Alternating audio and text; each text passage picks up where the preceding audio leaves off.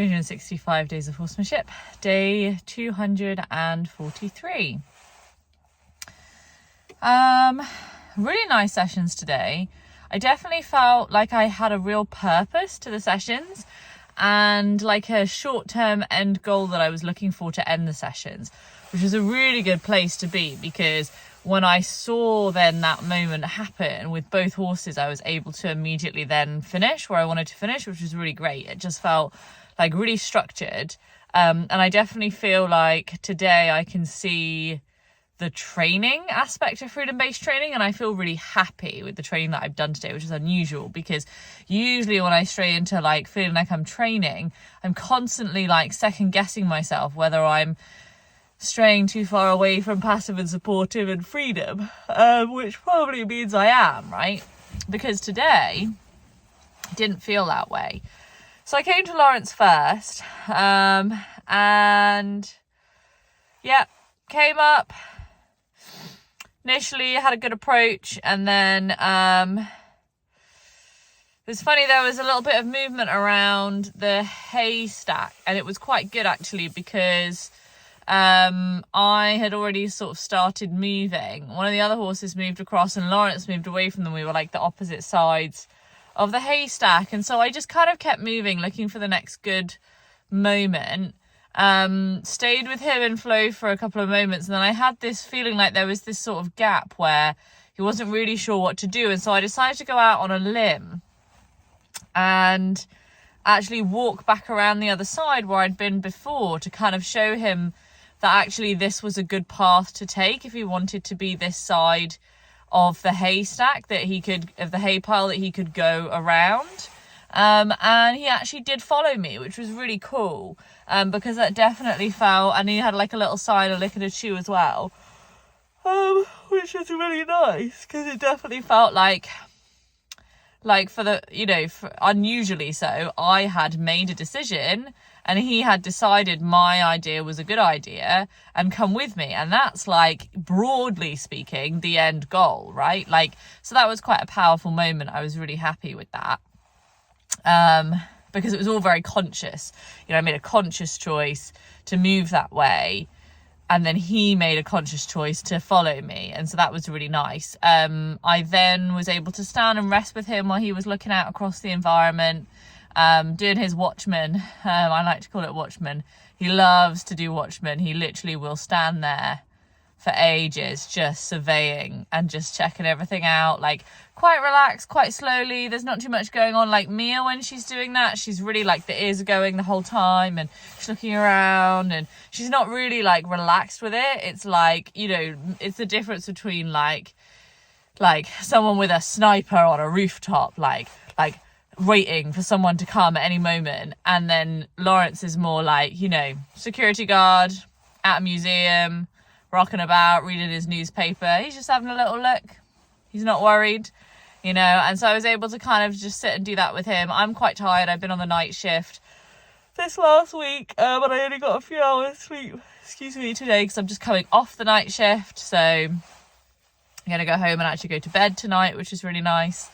So I'm happy to be tired, but yeah, so I was sort of having a little like closing my eyes every now and again with him there, and just playing with my hand on his chest, because that's what we're working on. I brought the halter with me, and a few times at the beginning of the session he went to do a nose touch on the halter, and when he touched the nose on the halter, then I'd moved to a nice spot with him, just offered flow.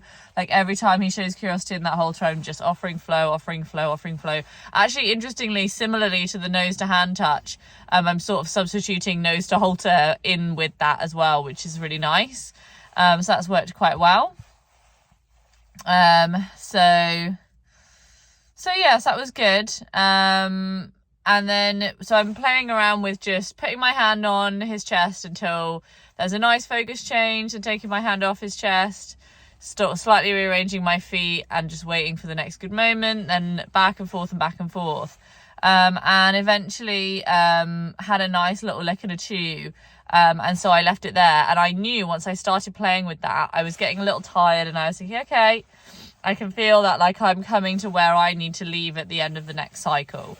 And so I'm thinking, okay, what do I want to wait for? What do I want out of this? What conversation are we having, and what do I want the conclusion to be?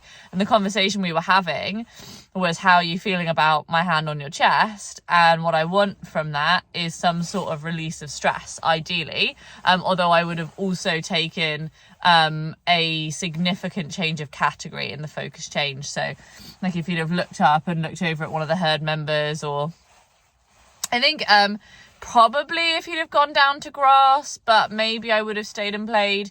I don't know, that wouldn't have been my ideal to leave it on. But as it is, he did a lick and a chew, so that was perfect. And I was able to leave it there. And because I'd pre-planned that I was going to leave it there, I wasn't in a rush for him to do the lick and chew, but when it happened, I was able immediately to and then leave. So that was really nice. Came to Mia, who was at the hay bale, and as I approached, two of the other horses came up and approached, which was really stressful for her.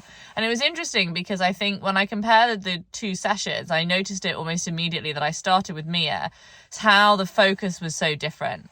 Like today, I really feel like there was space for Lawrence and I to work on what I wanted to work on and talk about what I wanted to talk about, which was the hand on the chest. And with Mia, and the halter, and with Mia, I have the same conversations I'd like to have. I'd like to have, the halter conversation. And I'd also like to have the jumping next to her back conversation. However, today, she needed to have a different conversation because she was concerned about these other horses around the hay bale. And so basically what I ended up doing was basically keeping moving, and I sort of slid nicely into a pattern of continuing to move around until I saw her ears change from the backwards defensive position. Because she's very she'll pin her ears back, and then she'll every now and again, she'll go to tell somebody off. And so I would be walking around and waiting for the ears to come forward for her focus to change from something else to something else. And then I would stop and be in flow. And I found that I could be in flow for around 3 to 4 breaths before she would then start to pin the ears back again, and I would need to get moving. And so it was a game of I was largely being reactive rather than proactive, because I was sort of still learning this what was going on. But I think with time, if I played this game more than once, then I could find out probably quite quickly, after 1 or 2 times, how many breaths is between each change, because she's quite rhythmic, and then reduce that by 1 breath, so that I'm only staying for 1 breath less than too long, and then I'm already starting to move as she's starting to feel worse, which is the ideal. But Rome wasn't built in a day, and today was about really understanding the pattern. And I think to really understand the pattern and the conversation that you're in, firstly, you need to listen more than you talk, because otherwise you just talk with the wrong timing and say the wrong thing. So it was good. And again, with that, I could feel myself getting a little tired. And so I said, okay, what am I waiting for? And what I really wanted was a blowout or a lick and a chew or some sort of release of stress, because she's stressed and I want to feel her relax. And then I can leave on her being relaxed, so she associates my presence with her feeling better about the situation. And after some time, eventually, I did get a small blowout, and so I was able to leave it there. And I definitely, as I was walking away, recognized that if I'd have had more time and more energy, I could have stayed for longer and played with that for longer. And I definitely, the mind was willing, but the flesh is weak. I am tired and I have to take care of myself. I've been having these really good sessions because I have felt more energized, and actually pushing myself is not actually going to help me. I need to recognize where I need to rest, so I can come back rested the next day.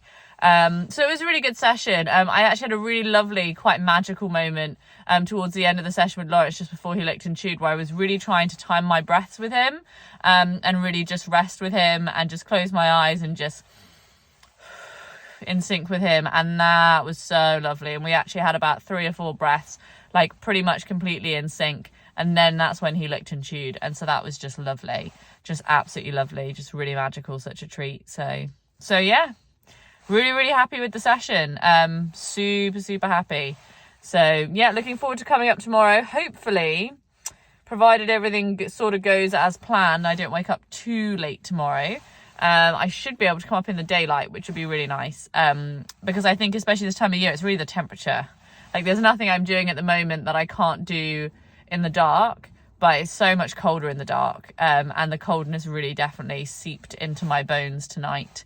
So yeah, looking forward to coming back tomorrow, and fingers crossed it'll be in the light.